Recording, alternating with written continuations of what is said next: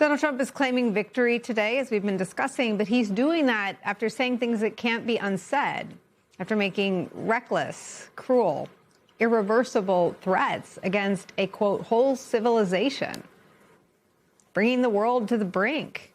It's in stark contrast to the reality of what's happening, the ceasefire deal that doesn't seem to have accomplished any of the things Trump has said he wanted to accomplish with the war. The future of Iran's enriched uranium program remains totally uncertain. We mentioned earlier, the Associated Press says the Strait of Hormuz is already closed again, not even 24 hours. Now Iran's biggest leverage point is opening and closing it as it wants to. 5 weeks ago, 1/5 of the global energy supply flowed through the Strait of Hormuz freely. Now Iran might actually charge a fee for passage. Today, the rest of the world sees all of this as well. Denmark's foreign minister said this morning, quote, "Is the world a better place today than yesterday? Undoubtedly. Than 40 days ago? More than doubtful." And from Spain's prime minister, quote, "This momentary relief cannot make us forget the chaos, the destruction, and the lives lost. The government of Spain will not applaud those who set the world on fire just because they showed up with a bucket."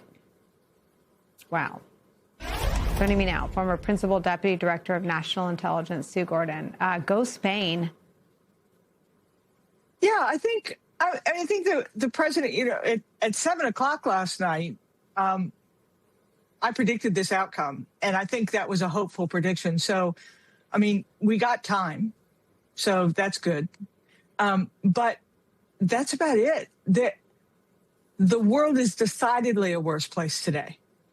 Decidedly, and we can talk more about that. I talk in intelligence all the time about not about headlines, but about signals, and the signals here are pretty profound. What did we learn? Number one is the world learned that the leader of the free world, upon whom so much of the world order and world security has depended, is unreliable. And when a leader is unreliable, when our partners and allies and adversaries cannot count on what he says, then they have to make different decisions, and there is no putting that genie back in the bottle. So to the Denmark's comments, yes, the world is decidedly a worse place today, even if we got some time.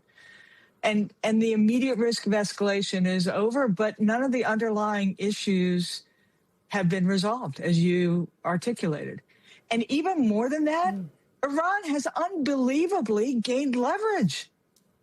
Unbelievably. They have leverage. They understand things about this. They see the limits of our power.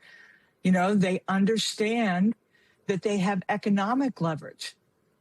That what they did with the Strait of Hormuz and what that caused, and then the reaction that it engendered from our president, who was trying to find a strategic reason, just buckled on it. So Iran has not only learned things, but they've demonstrated leverage. And it's precedent. Clear. Yeah, go ahead. Go ahead. I was going to say, it's clear that China and Russia learned that lesson as well. Totally. Russia is one of the big winners. Before Iran started being able to charge money, and if you recall, I think people forget this, one of the big reasons that President Trump in his first administration said that he ended JCPOA was the money that was being given that funded the missiles that allowed the proxy wars. That money is going to be dwarfed by the money that they can receive just by charging for passage. And if we also relieve sanctions, so, they have gained. And countries in the world are going to study this, and they've learned things. They understand that we have massive power militarily, and that doesn't yield outcome. And that they're also understanding that we aren't the best negotiators in the world. The worst. I mean, who's worse than us? And then just the irresponsibility, and that sounds like such a light word. I can't think of a different one than the irresponsibility that has been demonstrated by our leaders, by this administration. And I think Mark Hartling has said this, and I wholeheartedly agree. I need the people to realize that the only power he has is that which we give him.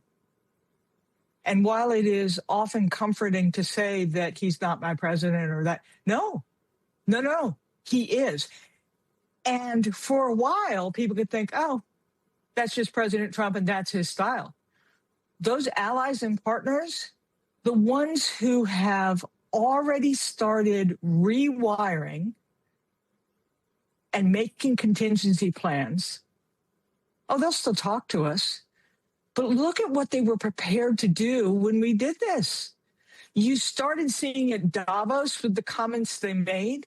They are making plans for us not to be there. And they denied us airspace, and they didn't come, and they're not letting us base.